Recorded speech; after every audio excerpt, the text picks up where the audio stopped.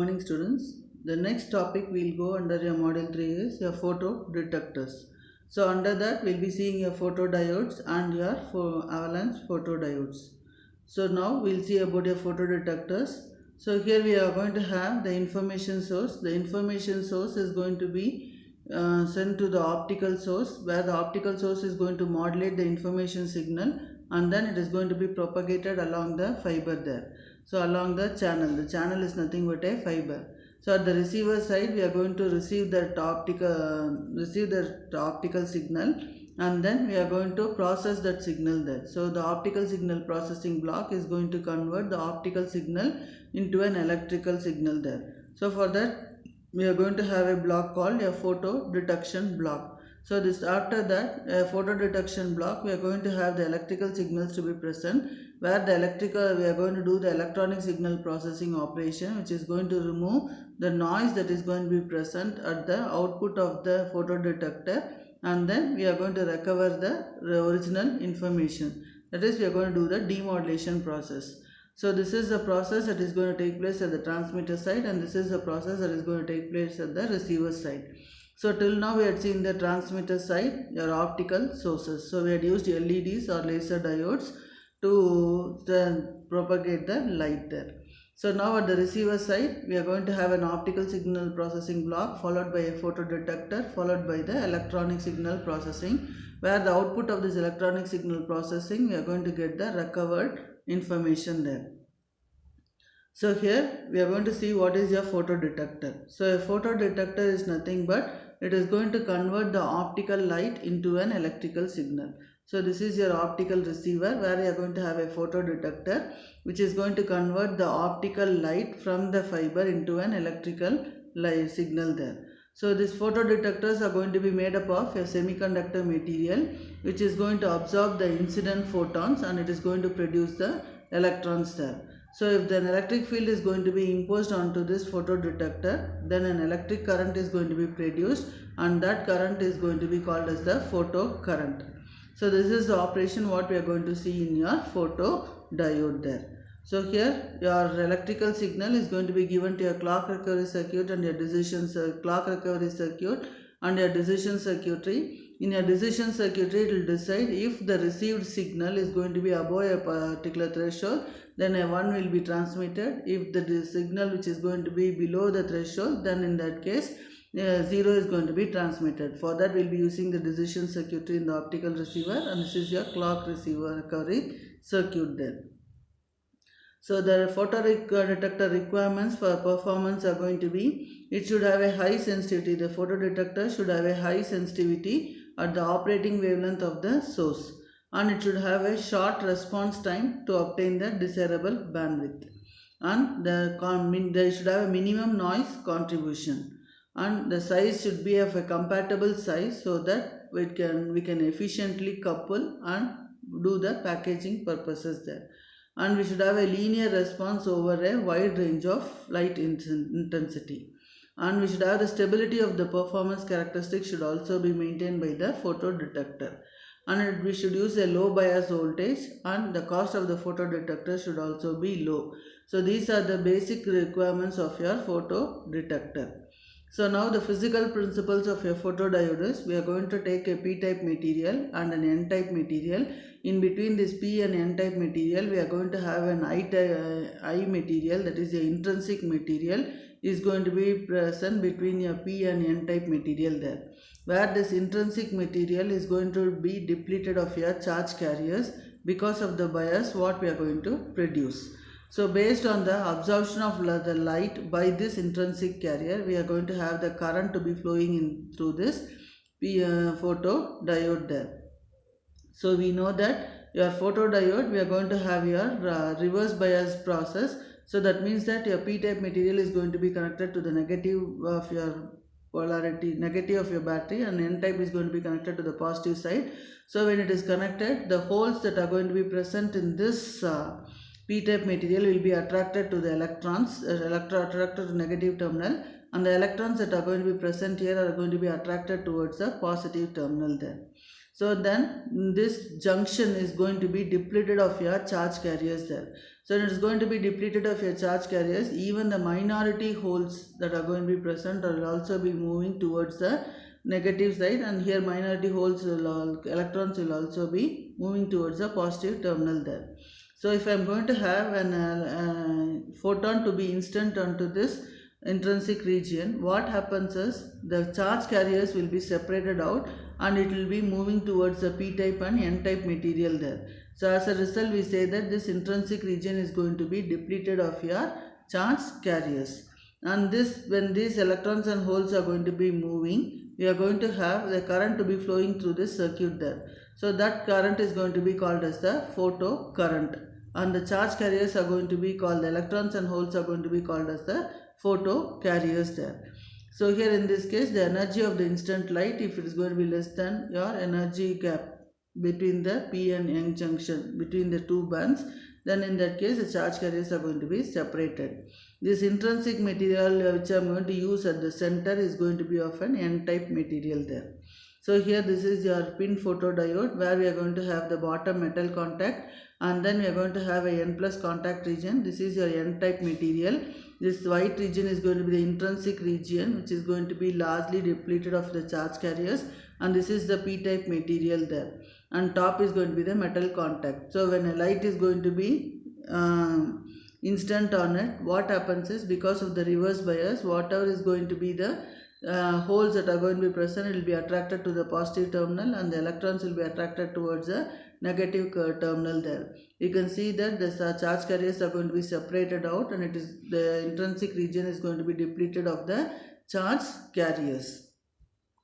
So we say that the p intrinsic n structure is going to increase the distance between the p and n conductive layers there. As a result, if the width is going to be more, the depletion layer width is going to be more, automatically we know that C is equivalent to epsilon naught A by D. If D is more, automatically my capacitance is going to reduce. So if the capacitance is reduced, I can increase the speed of the operation of your photodiode. So we can get a fast response time. Next is the volume of the photosensitive region is also going to increase there. That means that we are going to enhance the conversion efficiency, and the bandwidth can be extended to around tens of gigahertz there. So here we are going to prefer the pin photodiodes are going to be preferred, because it is going to have high sensitivity, and it is going to be have a high speed at moderate cost. So this is your pin photodiode, this is your p-type material, this is your n-type material, this is the intrinsic region. So when a photon of flux is h mu is going to be incident on this intrinsic material, incident on this p-type material, this light will be propagated and it will enter into the intrinsic region. So when the light falls on this intrinsic region, what happens is the holes will move towards the p-type material and electrons will move towards the n-type material there. Because of these electron hole movements, we are going to have a current to be flowing through this circuit, and this current is going to be called as the photo current there. So here this is the graph of incident optical power versus your distance there. So at 0, that is when the power is going to be 0 at the initial stage, then in that case the instant power is going to be maximum.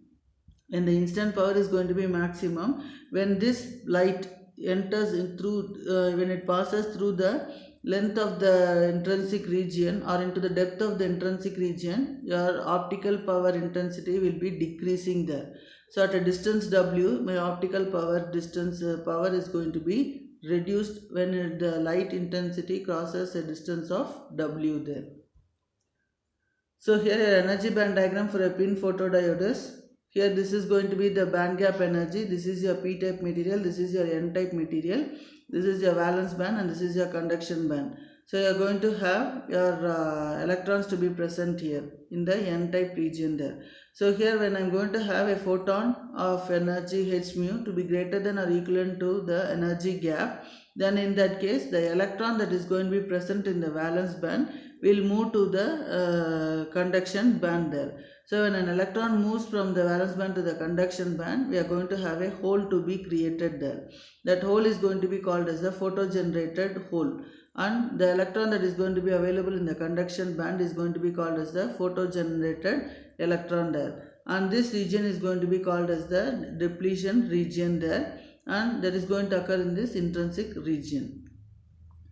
So here, when an incident photon is going to have an energy that is going to be greater than or equivalent to the band gap energy of the material, then this photon will give up its energy and excite an electron from the valence band to the conduction band, which is going to generate a mobile electron hole pairs there. These electrons and holes are going to be called as the photocarriers. Since they are going to be photon generated charge carriers, they are going to be called as photocurrent, and they are available to produce the current flow when I am going to apply a bias voltage across the device there. So the number of charge carriers is going to be controlled by the concentration level of the impurity elements, which are going to be intentionally added to the material there. The carriers generated in the depletion region is going to be, most of the incident light is going to be observed. The high electric field which is going to be present in the depletion region is going to cause the photo generated carriers to separate, and it is going to be collected across the reverse bias junction there. This gives rise to a current flow in the circuit that is called as photocurrent. So as the charge carriers are going to flow through the material, some electron hole pairs will recombine and it will disappear there. So on the average, we can say that the charge carriers are going to move a distance of Ln or Lp for the electrons and holes. This is called as the diffusion length.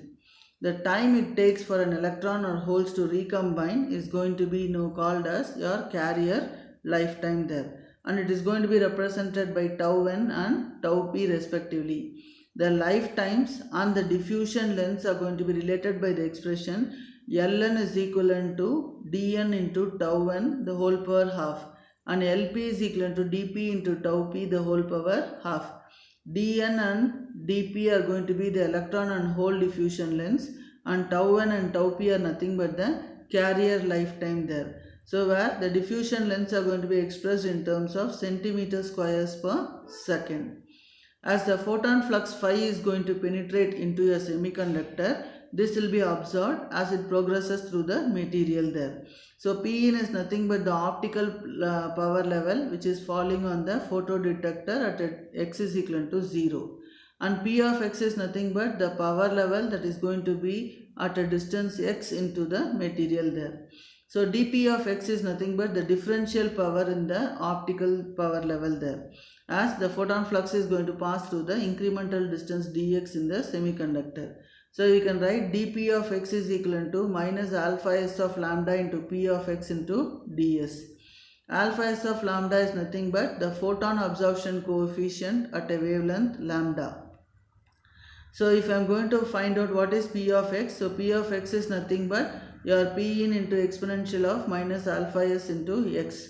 Width of this P region is going to be very thin, means then in that case little radiation is going to be absorbed there. So the absorption coefficient is going to strongly depend on the wavelength there. So the upper wavelength cutoff for any semiconductor can be determined by the energy gap, that is lambda c is equivalent to 1.24 by Eg. So the optical power that is going to be absorbed in the depletion region can be written in terms of the instant optical power P0. So P of x is equal to P0 into 1 minus e power minus alpha s of lambda into x. So if I am going to take the entrance phase reflectivity into consideration, then the absorbed power of the power in the width of the depletion region W becomes 1 minus Rf into P of W is equal to P0 into 1 minus e power alpha s of lambda into W into 1 minus Rf. So multiply both sides with respect to the reflectivity there. So here this is your light absorption coefficient versus your wavelength. If the wavelength is going to be increased, then in that case the light absorption coefficient is also going to be increased there. So here in this case, this is going to be for the gallium arsenide material, this is for a silicon material, and this is for your germanium material there. So we know that your optical light absorption coefficient is going to depend on wavelength. So as the wavelength increases, your light absorption coefficient is also going to increase there. So the responsivity is nothing but the primary photocurrent resulting from absorption is going to be given as IP is equal to Q by HV into P0 into 1 minus e power minus alpha s of lambda W into 1 minus Rf. So here in this case, quantum efficiency can be defined as the number of electron hole photo generated pairs divided by the number of incident photons. So here the number of electron hole photo generated pairs is given by IP by Q, and the number of incident photons is going to be given by P naught by H mu. So the responsivity is going to be given by IP by P naught. So IP by P naught is nothing but, if I am going to take this side, that is going to be your quantum efficiency into Q divided by H mu. So responsivity and quantum efficiency. So we are going to see the graph of responsivity versus your wavelength there. So in this case we can see that the quantum efficiency is not going to be constant at all wavelengths. It is going to vary according to the photon energy there. So suppose for a given material, if I am going to take, as the wavelength of the incident photon is going to become larger, then in that case the photon energy will become less. So this photon energy will not be sufficient enough to excite an electron from the valence band to the conduction band. So as a result, my responsivity falls off rapidly beyond the cutoff wavelength. So this is for silicon, this is for indium gallium arsenide, and this is for your germanium material. Thank you.